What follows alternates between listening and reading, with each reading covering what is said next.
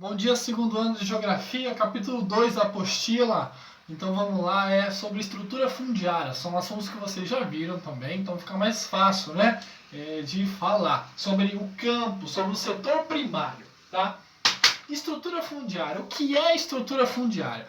O IBGE, os órgãos de pesquisa científica, o governo, eles analisam a estrutura fundiária de um país. O que é isso? É se as terras estão nas mãos de pessoas ricas, se tem muitas terras distribuídas entre as pessoas, se tem, se não tem, se tem mais fazenda, se tem mais minifúndio, latifúndio. Então é a estrutura da agricultura em um país, tá bom? A nossa estrutura é baseada em 3 pilares desde lá da independência do Brasil até hoje. Latifúndio, que são grandes fazendas, baseadas em monocultura, um produto só, ou só o café, só o açúcar, só a soja, tá? E para a exportação, né? Então a agricultura brasileira são grandes fazendas de um produto só, voltadas para o comércio exterior, tá? Então essa é a estrutura geral. Óbvio que tem aquelas que fogem à regra, mas a estrutura geral é essa, tá? Quais as relações de trabalho no campo? Por exemplo, na cidade você tem o Uber que não tem carteira assinada, você tem os vendedores ambulantes, aí você tem as pessoas que têm carteira assinada, você tem jogador de futebol que tem outro tipo de salário, né, outro tipo de carteira de trabalho, relação de trabalho. No campo é a mesma coisa. Então você tem no campo algumas relações de trabalho. Quais são essas relações de trabalho? Você tem lá o proprietário, que é o dono da terra. Você tem o boia fria, que é aquele que vai para uma safra, por exemplo. Por que é boia fria? Porque ele sai tão cedo de casa para retirar a plantação que quando ele vai almoçar a comida está fria, né? Boia fria. Então aí, boia fria é aquele cara que por um período da safra agrícola ele tem emprego. Quando acaba a safra ele não tem mais emprego. Arrendatário é aquele que vai arrendar, ou seja, que vai alugar as terras do proprietário.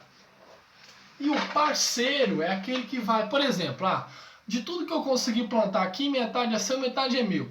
Tá bom? Então isso é uma parceria. Então ele empresta a terra, eu trabalho na terra dele e quando der os frutos a gente divide o lucro. Tá? Outros conceitos importantes sobre a agricultura brasileira são as estruturas, né? As estruturas da agricultura e da pecuária. Então vamos lá. Agricultura familiar.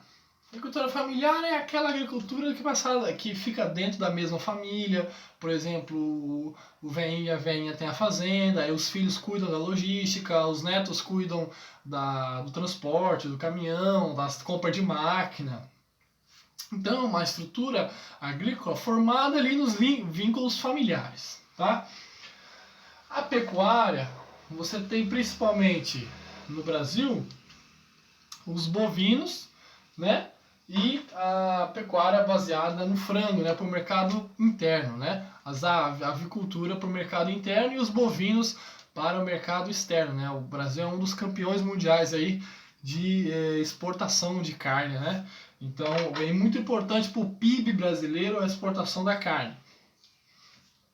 A pecuária, isso eu já ensinei umas 1000 vezes para vocês. A pecuária e a agricultura ela pode ser intensiva ou extensiva.